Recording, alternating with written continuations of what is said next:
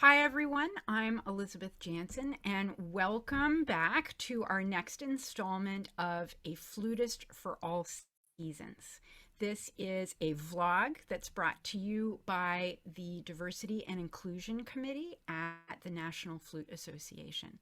And today I am delighted to be speaking with Ola Marra Cook.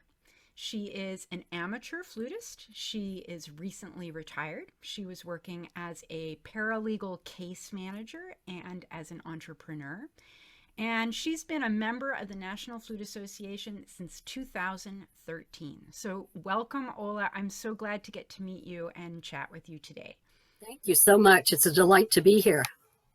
So, let's jump right in. Although you were exposed to music and lessons when you were in school, you actually got started with the flute in a serious way much later in life. So I'd love to know a little bit more about that experience. What was it like starting from scratch on a musical instrument as an adult? It was a couple of serendipitous situations. I went to a concert at San Jose State, which was conducted by Isabelle Dupuis, who did a performance show called Tutti Frutti. And I did not even know there were more than one type of flute. So I saw bass flutes and contrabass and piccolos and all these different things. And I thought, wow, this is pretty exciting. Around the same time, I saw Herbie Mann play at the Monterey Jazz Festival doing a jazz on an alto flute. And I thought, well, this is really cool. Picking up the flute started with renting one and taking a few lessons with a teacher. Then I took a community college course called chamber music, and it was any instrument could come and learn to play, and you could take 3 semesters. And I can't say more positive things about that. Being able to go in and sit with a group of people and play an instrument really got me excited about going every week and practicing. Mm-hmm. I was intimidated about not playing well with other people, so that was a bit of a hurdle. But you know who got me over that was Ali Ryerson at the 2013 New Orleans Convention. I sat in with the Swamp Jazz Orchestra that she conducted. And I was so intimidated because I was surrounded by professionals and educators. And I went in and I never say I know anything. I say I don't know anything. So I would stop playing and they would encourage me and they would say, just play. It's okay. And Allie, at one point, she said, it's not as important that you're playing all the right notes correctly, but being in the right place. Mm-hmm. And I am telling you that really impacted me in a way that no other teacher had done to that point. My next question was, tell us a little bit about your experiences making music as a member of ensembles and how that motivates you or inspires you. Now, you've touched on that a little bit, but maybe perhaps in particular as someone who's now retired and doing this as for fun, as an engagement, how does that motivate you? The rehearsals and the excitement of the concert, things like that. Well, I had an opportunity to over the last 2.5 years do a lot of virtual workshops and all. One of them I took was with the Wisconsin Flute Festival, and Alberto Almarza from Carnegie Mellon made this comment about motivation. And he said, motivation is highly overrated. It's all about habit.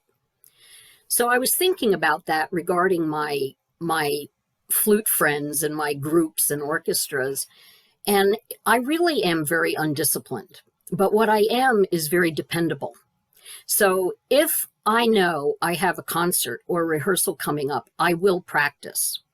Now, because most of the music I play with other people is in the late afternoon or evening, I don't want to play until the late afternoon or evening. So it does me no good to get up in the morning and think I'm going to practice because I'm not. So my habit got developed because of my commitment to being there for the other people. If I knew I was just going to play by myself, I'd probably be less motivated to do it. But that having an ensemble to play with really is the key to keeping me going. Now, one thing I really wanted to ask you about, because you sent me your bio as we prepared for this interview, was you talked a little bit about your struggles with breast cancer. You are a 2-time survivor, and I'm really interested in knowing, in hearing your perspective on how music and being and playing music may have helped you through that experience. Yeah, the unfortunate thing about cancer treatment and recovery is you have to be 100% focused on treatment and recovery. And for much of that time, I did not play.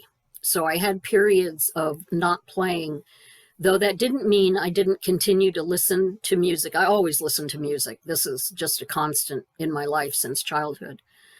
And I would look at the music, the sheet music that my various groups would be playing, even if I couldn't play with them. Mm. And your body, there's such a toll taken on your body. But I think music is therapy. And I think that there should be music in everybody's life, music and art. I think that's a great segue into, please tell me more about the Terrible Adult Chamber Orchestra. The Terrible Adult Chamber Orchestra was founded by Kathy Humphers Smith here in Los Altos, California, who she patterned it after another orchestra called the Really Terrible Orchestra over in Scotland. Okay. And that was partly founded by Alexander McCall Smith, the author. So I discovered that it was really not an orchestra to play concerts. We call it a gathering. It's a group of people that want to play music once a month. And they don't have to rehearse if they don't want to. We send the music out a couple of weeks in advance of the gathering. And you can rehearse or not rehearse. You show up and you play.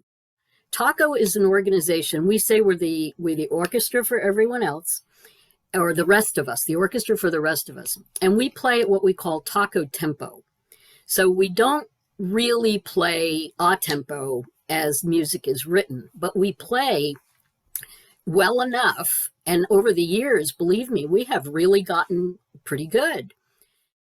What advice do you have for other amateur flutists or people who think it's too late to learn a musical instrument? I feel that it's not about age. It's about wanting to try something new. And I don't think it's, learning an instrument later in life. The issue in my mind is really a matter of accessibility. And this is where I think that schools, especially community colleges, really could do more to encourage adult music programs. On that note, we're going to have to wrap up our conversation, Ola. It has been a pleasure.